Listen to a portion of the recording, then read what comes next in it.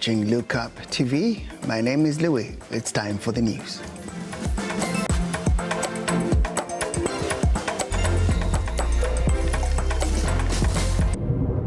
I wish every student in Standard 8 and in Form 4 in the Republic of Kenya my very best wishes. The sky is the limit. Be focused and concentrate on your education. Tonight on Lookup News, KCPE and KPSEA get super invigilators, the president and his deputy.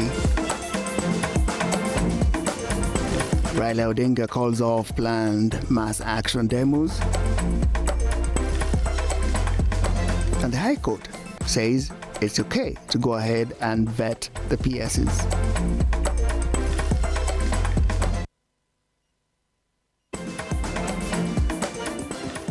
KCPE and KPSEA. I need to get a way to say this more comfortably. It's the first time grade 6 exams are being sat in the country. But the national examinations are on, and today we had two super invigilators on hand, President William Ruto and his deputy, Rigathi Gachagua, who presided over the handing over and opening of examination materials in different centers across Nairobi. The president seems to favor Kibra area, and his deputy was in Komarok. With candidates sitting for their national examinations for the second day running, President William Ruto today morning made his way to Joseph Kang'ethe Primary School in Kibra constituency to oversee the administration of examinations. And this is Hillary. The head of state assured the candidates of their safety during the examination period, as the government has put in place adequate security measures to ensure that the candidates sit for the exams under secure environments. Kila mwanafunzi apatiwe nafasi ya kufanya mtihani katika mazingira tulivu na mazingira yenye iko na amani. Na ndio sababu tumemobilize askari wengi kuhakikisha kwamba mambo ya mitihani inaendelea vizuri katika centers zetu zote. We want to ensure that this exam is administered in the best way possible. All administrators, every head teacher and center in charge have been given adequate security to make sure that all our children who are carrying out exams today, either KCPE or KCSE, there is adequate security in every center so that we do not distract our children from carrying out their examination. On his part, Deputy President Rigathi Gachagua, who toured Komarok Primary School in Embakasi Central, assured teachers of the government's plan to do away with the delocalization program. In our plan in the Kenya Manifesto, we agreed that the process of delocalization should be done away with so that teachers are able to work anywhere without being coerced to work in certain areas. That is why the President has set up the Working Party on educational reforms to look at issues CBC, to look at TVET, to look at university education. And this Friday, we'll be giving the way forward after the President receives an interim report on how we proceed with the CBC and other reforms. I have also been told that you have 27 teachers at a TSC and 5 teachers employed by the Board of Management, which is quite a burden to our parents. And since I've come here, I want to give another taking that the 5 teachers that are employed by BOM are going to be employed by TSC in January, when we are employing more than 30,000 teachers. Elsewhere in Butere constituency, 3 candidates were left frustrated after they failed to do the examinations after their names were missing from the National Examination Council's list. Mtoto alijirejesti mtihani wa class 8. Nikimtoa hapo juu hakuwa anaelewa chenye anafanya, nikaamua at least mtoto wangu niende nimboost marks yake. Nikapeleka mtoto mentor. Mtoto ameenda kufanya mtihani, wanamwambia hakuna jina lake, kumbe walimtoa kwa list na alikuwa index number 43. Sasa hii mtoto ako kwa hali mbaya, hata anataka kujinyonga. Toka Shirembe term 2 kama nimepewa index 37 60 80 043. Nilikuwa nimeprepare, niko ready kufanya hiyo mtihani. Lakini sasa niko shocked, hata sijui nitafanya nini. In Nakuru County, Principal Secretary Julius Wan has rubbished claims that candidates in Tiaty constituency did not get meals after sitting for the examinations, indicating that the government has provided enough meals for candidates. I saw a report yesterday indicating that there were learners, teachers pleading for food in Tiaty, and I want to confirm that all the schools in Tiaty that are sitting exams have food. I called the county commissioner, we talked to the county director of education, the foods were distributed in Tiaty, and all the learners, those in low-cost boarding primary schools, are having their lunch and their dinner in the school, and those who are the scholars are having lunch in school. Ian Keitani, Lookuptv. In Kibra, the president planted a tree, but in Komarug, the deputy president offered money for what he called a bash after the exams. This is an incentive for the children. But CS Kindiki Kithure also has an assignment, countrywide security. In Nairobi County, new area of security again. The bars, the clubs, the residential areas are not going to be allowed to perform as they do. Noise pollution is being fought at all levels. While this is going on, it appears that the calendar for exams had not reached Azimio because now their leader, Raila Odinga, has cancelled Wednesday's anti-government rally in Kamkunji. The rally was to culminate in a peaceful demonstration within the city centre. It will now take place on the 7th, and as Henry Tene reports, they are now aware national exams are on. Opposition group Azimio now says the ongoing hearings of the 4 indicted IEBC commissioners by the Justice and Legal Affairs Committee is a deliberate ploy by the Kenya Kwanza government to rig the 2027 general elections and has nothing to do with their actions in the just concluded elections. Our stand remains that the focus on the 4 commissioners is not about 2022 elections. It's about 2027 elections, whose rigging the Ruto regime is putting in place in 2022. In a joint statement read by Minority Leader Opiyo Wandayi, after a meeting of members of parliament elected under the Azimio umbrella, the alliance maintains the hearings by the JLAC committee are unconstitutional and a violation of individual rights of the 4 commissioners. This, even as they insist they will not recognize the outcome of the hearings. That the Justice, Legal and Constitutional Affairs Committee of the National Assembly hearings against the 4 IBC commissioners is a lynch mob, a hired hit squad, and an illegality with a predetermined position.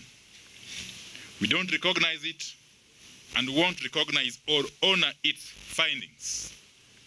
Instead, we will fight it to the bitter end, in and outside the House. The opposition is now calling on William Ruto's administration to put its house in order and focus on finding a solution to the deteriorating economy instead of casting their eyes on the 2027 polls. We are aware that the product of the kangaroo proceedings in the name of JLAC is scheduled to be tabled on Thursday, 1st December 2022, and subsequently a special sitting of the House to sanitize the report is to be called on the 7th of December this year. This shows how desperate and insensitive the regime is. They are calling a special sitting not about hunger or drought, insecurity and related issues. Instead, they are focusing on petty political scores and 2027 elections. On the controversial planned demonstrations that were to start tomorrow in reaction to key government decisions in recent past, Azimio says it has postponed such demonstrations to allow the ongoing national examinations to continue uninterrupted. The outfit will, however, resume their plans on December 7th. We have decided to reschedule the start of our public engagements from tomorrow, the 30th of November 2022, to the 7th of December 2022, due to the ongoing national examinations. We have listened keenly to the appeals of parents and our school-going children, and we have decided to obey their wishes.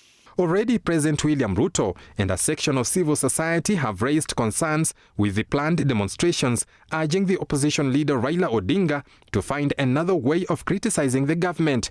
The head of state says demonstrations are ill-advised and will badly hurt an already ailing economy. The controversy surrounding the hearing of the 4 IEBC commissioners who went against the commission's chair, Wafula Chebukati, to declare President William Ruto as the winner of the just concluded election is deepening, with the fate yet to be known. Henry Tende, Lookuptv, Nairobi. One of the biggest triggers for this political unrest is, of course, the IEBC saga, and the 4 besieged commissioners in the IEBC, in fact, failed to appear before the Justice and Legal Affairs Committee of Parliament, as had been prepared for them in their petitions that seek to remove them from office. Instead, they sent their lawyers to say they need more time to prepare. 15 days after the court gave a temporary injunction stopping the vetting process of the 51 permanent secretaries nominated by President William Ruto, on Tuesday, Justice Nderi okayed the parliament to continue vetting Ruto's nominees. While issuing the order, Judge Nderi said that the court will review some of the issues presented by the Law Society of Kenya (LSK) after the National Assembly concludes the vetting process. In its application, LSK told the court that the appointment did not consider regional balance. In its pleadings to the council, Watchdog also asserted that the nomination by the president didn't meet the 2/3 rule, people living with disability and the youth. Before suspending the process, 22 out of the 51 permanent secretaries were already vetted by the respective committees of parliament. They include former IEBC Director for ICT James Muhati, who has been nominated as PS for Economic Planning, current Labour PS Peter Tum, nominated as Medical Services PS, and former Laikipia West Member of Parliament Patrick Mariro. A little aside from the politics, there's a gentleman being detained in Kapsabet police station in Nandi County. He's said to have made millions or thousands of money from passengers traveling between Nandi and Mombasa. Let's find out why. The suspect Henry Magak presented himself as a Mashpoa company agent during their travel arrangements to Mombasa, where they made the payment.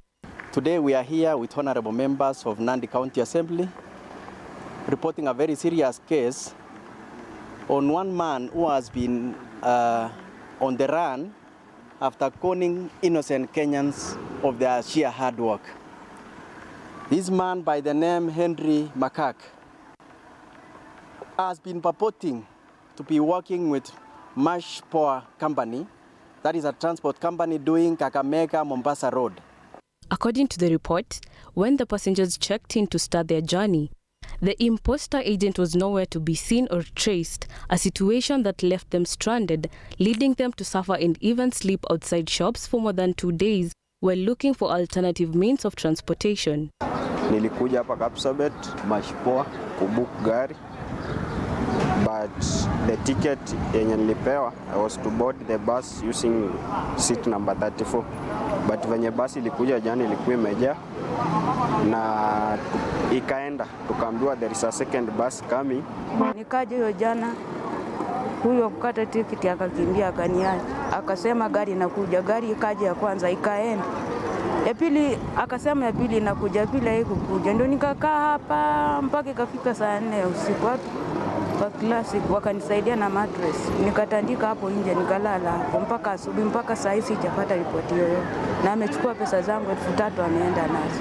The management team of Mashpoa Company has separated itself from the agent, asking the government to take action against the fake agency for tarnishing the company's reputation. I was able to talk to somebody from Mashpoa in the morning, and they told me that they have no agent or any office in Kapsabet. Already, we have reported the matter to the police. I have the OB number so that the police can take up the action. So we want the authorities to take its action and the company. With the festive season approaching, many Kenyans are set to travel to different places, and now this scam has seemed to be one of its kind. Mitaruan, Lookuptv.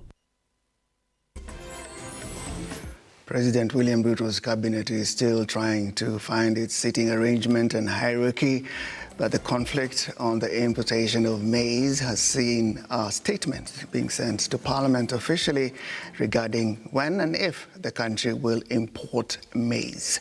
Meanwhile, the cabinet has agreed at least to say they will forfeit a month's salary to help the country in the fight against famine. Let's take a break on that note. We'll see you again shortly.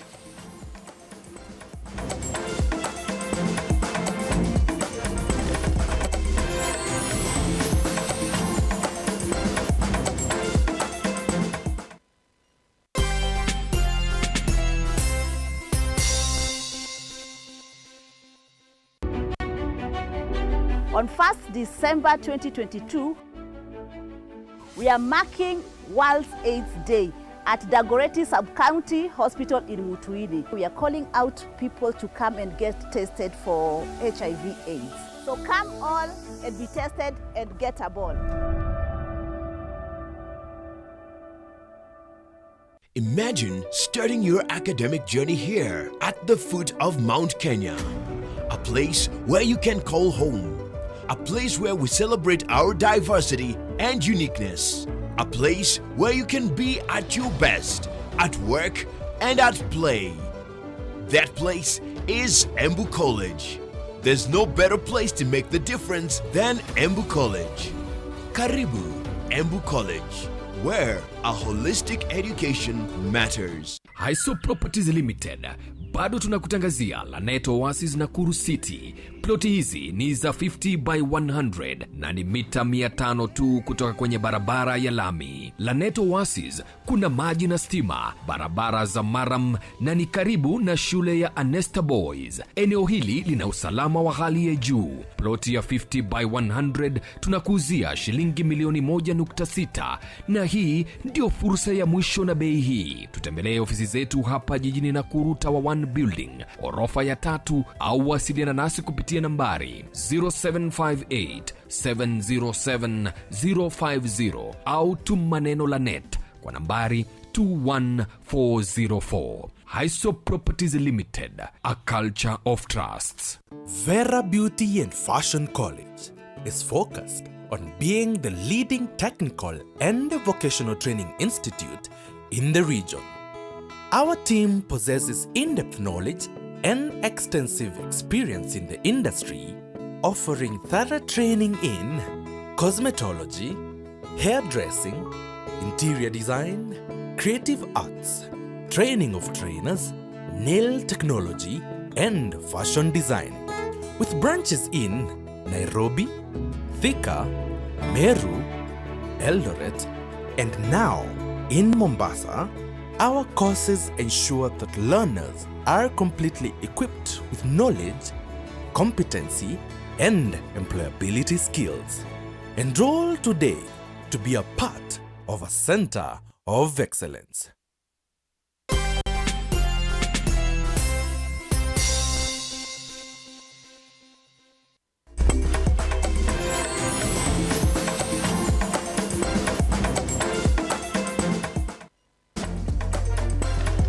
Four people have died in Garissa County following an outbreak of cholera. The first case being reported in Hangera refugee camp. And from there, the disease is said to be spreading fast. The cholera outbreak in Garissa has so far claimed 4 lives. According to the reports, the first case has been reported at the Hangera refugee camp, where 160 people are said to have contracted the disease, while 87 cases have been reported at other camps, including Dagaye. Alianza kuhara na kutapika. Kwanza kutapika nikamleta hospitali madogo. Kutoka hapo akashinda hiyo siku ya Alhamisi mzima. Hasa ndio kufikia Ijumaa asubuhi saa 2 ndio akaaga dunia. Ningeomba hivi tafadhali, kama serikali ingeweza kutusaidia si watu ambao manake ugonjwa inatupata tu kikafla, hatujui, una pesa una chochote. Sasa ukileta mgonjwa hospitali unaambiwa nunue dawa fulani. Sasa tungeomba tafadhali ingewezekana serikali tuletee madawa. Garissa County Executive Health Officer Ahmed Omar added that all efforts will be made to control the disease from spreading. Further, Garissa County Commissioner Boaz Cherutich asked the chiefs of the area to create awareness among residents. Tokea kule Dadaab na sehemu za Garissa mjini, na kuna watu kadhaa ambao wamelaswa katika hospitali. Tuko na wagonjwa vile vile katika vijijini pale. Governor Kihika's request for lack of significance and convened the Court of Employment and Labor Relations to settle the disputes. This petition is in the nature of public litigation.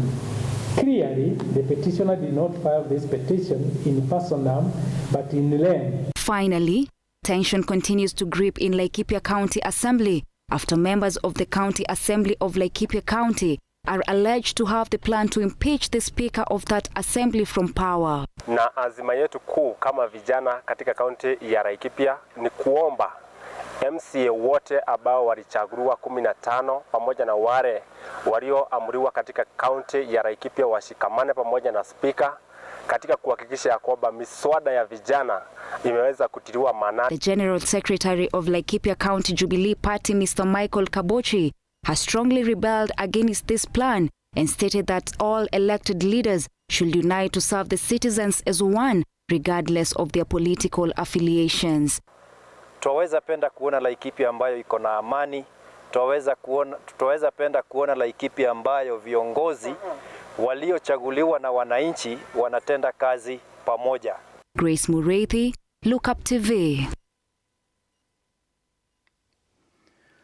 All examinations are on. The country is also fighting famine. But in Eldoret, preparations are being made for festivities coming up in December. Let's have a look at this.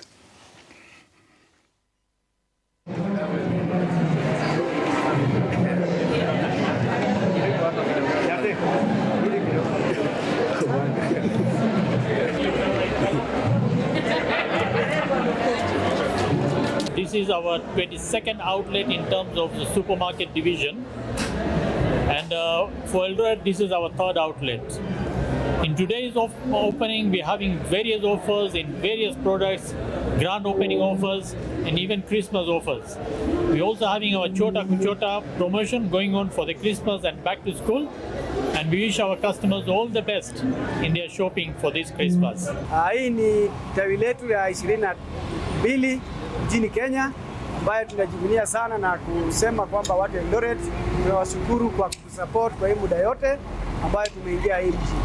Vile vile tutakuwa na vitu mingi ambayo tunataka wananchi washinde kama pikipiki, tuko na microwaves, tuko na fridges, vile school vouchers. Centum PLC has become the second company after Nation Media Group to buy back its shares from the market.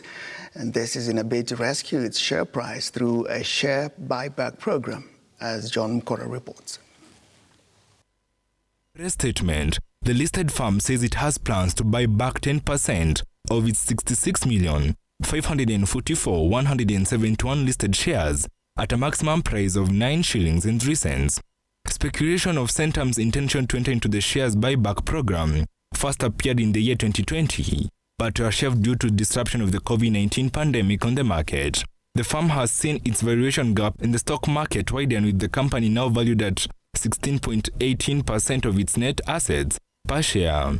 Centum Investment Company narrowed its net loss by 2% to 1.3 billion shillings in the year ended March 2022, as weaker performance in its Two Rivers real estate asset offset improved profitability in other divisions. Edwin John Mokora, Lookuptv. The Competition Authority of Kenya has directed Family Bank of Kenya to refund 14 million shillings to a customer for an unapplied waiver that they applied on her mortgage without having asked her beforehand. By the Competition Authority as a result of an investigation following a complaint by a former employee who who exited the bank after 11 years due to financial constraints. The employee was not in a position to service her loan. The lender responded by putting up the employee's property on auction in October 2017, which triggered the complainant to secure a court injunction to stop the sale, thus allowing her to secure a buyer. In November 2017, the bank is alleged to have debited an overdraft 399,800 shillings, which the bank claimed was the legal fee it would incur in the court proceedings. The complainant also contested the bank's decision not to waive 20% of the facility if fully settled, despite her exit letter indicating she was entitled to, since the letter did not provide the 30 days ultimatum. Edwin John Mokora, Lookuptv.